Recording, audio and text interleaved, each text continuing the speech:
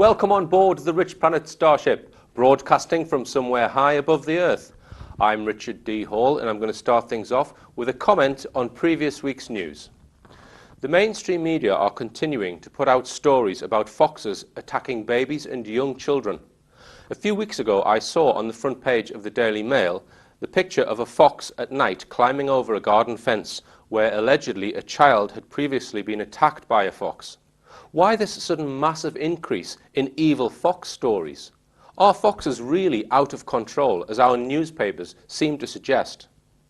It is our view that those in the establishment who wish to re-legalise hunting foxes with dogs are putting these stories on the front pages in order to sway opinion, so that at some point in the near future, when they put forward their proposed change to the law, people are more likely to accept hunting with dogs. These stories are nothing more than a psyops operation. I have no way of knowing whether the stories are genuine. Perhaps they are. But none of them warrant the headlines in the news, British national newspapers, and on BBC main television news. We here on the Starship object to the programming of the public through a controlled British media. If we see in the coming months the government tabling the bringing back of fox hunting, you heard it here first. Kenny McCaskill, who made the decision to release the Lockerbie bomber, has rejected a plea to attend a US Senate hearing. The bomber, Mohammed al-Megrahi, who was convicted in 2001 of killing 270 passengers in 1988 on a Pan Am jumbo, was let out of prison on compassionate grounds because he had cancer and was given just 3 months to live. People are now saying that he could live for 10 years. The request by the Americans for McCaskill to be interrogated about his decision is, of course, total theatre. The real reason why Megrahi was released, which the mainstream media are conveniently ignoring, is that Megrahi's legal team had appealed against the original conviction, and his lawyers have compelling evidence that witnesses lied at the original trial and that he was framed and is totally innocent. His team is believed to have enough new evidence to overturn the original conviction, which would then cause people to ask the question, who really did blow up the Pan Am jumbo? Some rumours suggest that a certain individual who lost his life on the plane was the target of American intelligence, and that the other 269 murdered passengers were included to disguise their single targeted individual. If Megrahi had been released because he was innocent, as many people believe he is, this would have been very embarrassing, as a new search for the real perpetrator would begin. So to get round it, they most likely faked his cancer situation in order to avoid the appeal. The Americans now have to keep digging themselves into a deeper hole with more lies, pretending to be annoyed at McCaskill, who was simply a puppet on the end of their evil strings. It's time to introduce this week's guest onto the Starship. And this week, our guest has a degree in psychology and media.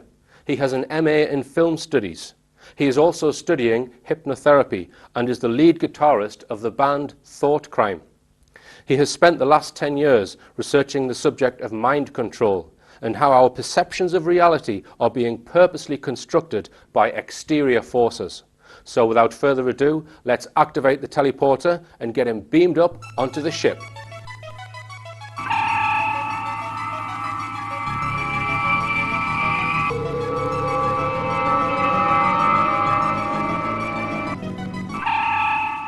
It's Neil Saunders. Hello. Welcome on the Starship, Neil. Thank you very much. Did you enjoy the trip? Oh, very much so, yes. Good. Now, we're here to talk about a subject which I'm fascinated by, that of mind control. Yes. And we've been discussing it, beforehand, and it is a huge subject. Oh, isn't yeah, it? it's vast, absolutely vast. So, could you start by telling us, sort of, when would, sort of modern mind control? When did that all start? Well, I mean, even that is sort of mired in mystery itself. I mean, officially MK Ultra, which is the American mind control project for sort of mind-controlled assassins and Manchurian candidates and things like that. That's MK Ultra. So why is it called MK Ultra? Well, this is where the twist comes in, because the MK comes from a German word for mind control. Right. Now, mind and control, and essentially MK Ultra started under Sidney Gottlieb in 1953.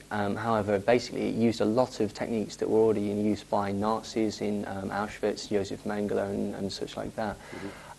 The sort of British arm of mind control would be the Tavistock Institute of Human Relations, which is ostensibly it's a charity organisation funded by Rockefeller, among other people, that deals with crowd control, applying psychological techniques to society, and you know, how to deal with mass brainwashing, essentially. That started in 1921, and in 1932 the directorship was taken over by a gentleman called Kurt Lewin, who was a German psychiatrist, and later he was taken over to America to start the OSS, which was the precursor to the CIA. Right. A lot of the techniques were using sort of Operation Paperclip Nazi officers that were brought over to America. This was after the war. This was after the war, but obviously this was Yep. before 1953. So you could assume that basically the official start date of 1953 was probably not. It was probably going on a lot of time before that. Right. In fact, if you wanted to research the Egyptian Book of the Dead, there's passages in there that talk about trauma-induced dissociation, using potions to induce comas and spells or hypnotic trance styles to, you know, enslave people and essentially make them mind controlled. Now, the Americans are believed to have used mind control to do with the Korean War. Well, MK Ultra was a response, officially, it was a response to Korean and Chinese mind control techniques. There was about 7,000 prisoners of war, American prisoners of war during the Korean War, and about 95% of them made full confessions to basically whatever charges were brought against them. Right. So was this American prisoners or Korean? This is American prisoners. American prisoners. And officially, in 1953, MK Ultra started to try and counteract these Korean brainwashing techniques. Right. There was psychiatrist Wolfman Hinkle sent a memo to Alan Dulles in 1953 explaining the Chinese and Korean methods of mind control. And essentially these were using isolation, sensory deprivation, putting people in stress positions so that they can't sleep, battering them with sound, and letting them know that there's no way of getting out of this without confessing to the crime that they're accused of. So is that what you would term stress-based trauma then? Or yeah, that is essentially stress-based trauma, but it's more using coercive methods and people's wants to be part of a greater whole. What they were doing in the Chinese methods, they would put the prisoners in a cell with several rabid pro-communists who would hate any deviation from the sort of state mandate, and they would let him know with violence and with psychological threats. And essentially, after so many weeks of this, your character becomes moulded to fit the society that you're in. The thing about the Chinese and Korean is that they used no artificial means. It was all to do with human weakness and coercion. Okay. Now, with people like Mengele in World War II, he was a Nazi who, I believe, went to Argentina after the war. Yes, yeah. And his techniques were somewhat more sinister. Well, basically he used trauma bonding or trauma. It works like this. If you've ever been in a car crash or you've ever had severe depression or anything like that, you'll find that sometimes you won't remember it. If you were in a car incident, I remember the car swimming out in front of us and I remember waking up. And what your brain does is it closes off certain parts so that you don't have to relive that trauma again and again and again. Now, if you sort of understand how the brain works, you can manipulate this and you can use it to your own means. What trauma-based mind control is shattering the mind through trauma, making it dissociate into separate compartments like a honeycomb. Now, what you can do is you can basically implant a personality or make it seem that each of these compartments is a separate personality, completely separate and unaware of the others. And by that you can cause dissociative identity disorder and basically, shatter people. So Mengele, would you say he was one of the ones who started the trauma-based? He was certainly, yeah. He worked with twins a lot, didn't he? Well, tell us about that. Why did he need to use twins? Well, I mean, a lot of people would think that it was to do with genetics and things like that, and it certainly was, but it's a way of using a double-blind test. You've essentially got the same genetic material and you can try the same things out against people. Also, basically, twins have got a very, very, very tight connection, and what he would often do is make twins kill their sibling. in front of him, Really? and yeah, absolutely. And again, this would cause dissociation. Yeah. What's really strange about Joseph Mengele is that he was so successful that he introduced this thing called trauma bonding, which is like a sort of Stockholm syndrome. Many, many years later, even today, survivors of his horrendous techniques will refer to him as Beautiful Joseph. They won't hear a word against him. They think of him as their saviour. And did he use any medical techniques, do you know?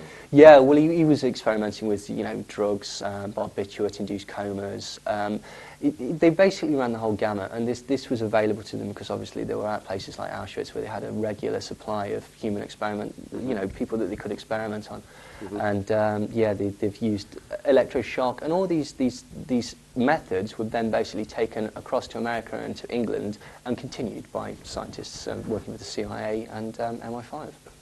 CIA and MI5. In the Nuremberg trials, when the Nazi leaders were on trial, is it Ewan Cameron? Ewan Cameron. Ewan Cameron. Yes. Tell us about him. Well, Ewan Cameron was he was actually based in Canada for the majority of his time, and he was interested in a thing called depatterning and psychic driving. Essentially, he sat on the board for the tribunal for Nuremberg, prosecuting the German Nazis, doctors, yeah. yes, for their human experimentation, whilst at the same time carrying out exactly the same experiments.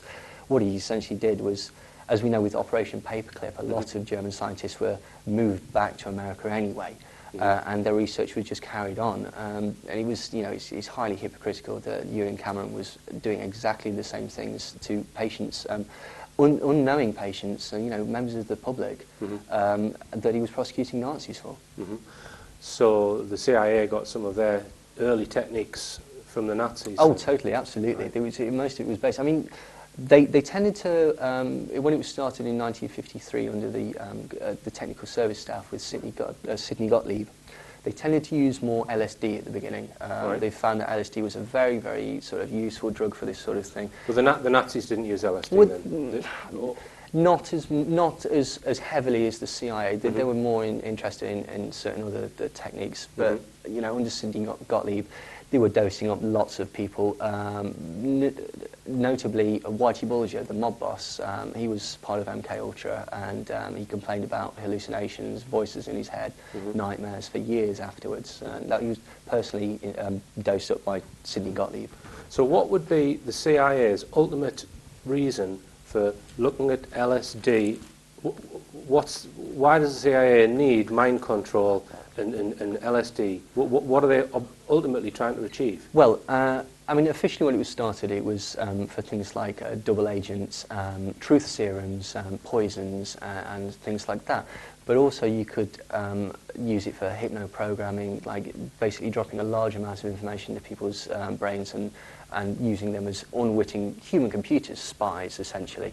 So they would then go out into society and say X, Y, and Z, so there would be disinformation agents, effectively. Possibly, or they could just be used as spies. I mean, one of the notable hypnotists was George Estabrooks. Now, he was basically concerned with hypno-programming during World War II, and one of the things that he said was that basically he can hypnotise any person to do anything without their knowledge or consent. He can hypnotise people to commit treason against their country, completely breaking their moral code, and without their knowledge. And this was later sort of confirmed by another psychiatrist, J.G. Watkins, who actually did experiments with soldiers. What he would do was he would hypno-program a suggestion into their head, and they would attack superior officers in this particular experiment. In one case, an officer ended up getting stabbed. This is how absolutely total the control can be. And George Estabrooks would say that the key to this is to shatter a person's mind, to create multi-personality or dissociative identity through hypnotism. And he's said many times, this is not science fiction, he's done it. So, I mean, Ewan Cameron himself was more interested in depatterning, which is essentially using electroshock drugs, drug-induced comas for 65 days at a time, LSD for 60 days at a time, and this would completely wipe the personality, allowing for new patterns to be psychically driven onto the person, and this would be done using embedded headphones and looped messages that you Right. just cannot turn off. And I mean, we'll come on to it in a later section, possibly programming Manchurian candidates. Oh, absolutely, yeah. Right. I mean, it's absolutely possible, and several psychiatrists have spoken about this, that it is possible. Okay, well, we're going to talk some more after the break. We're going to talk about the Tavistock Institute a bit more, which you touched on, and psychotronics, which involves microwaves, I believe. Psychotronics is essentially electronic means of mind control, like Right. exterior electronic means, and well, it could be brain implants, or it could be, wave, ELF, Right. subliminal messages. So we've got psychotronics, which is electronics and microwaves and that kind of. You've got drugs like LSD and Yeah. probably a lot of other drugs as well, and then you've got hypnosis. Yes. Are there any other? I mean, obviously there's television and media, which is Well, considered mind control. But are there any other techniques? Well, I think it's just really about manufacturing consent, isn't it? It's not really about facts. It's more about public perception. And if you can make the public perceive something, that in itself is mind control. Right. So you would call that a psyop. I would. Yes. Yeah. Okay then. All right then, Neil. We're just going to go for a short break. So stay tuned.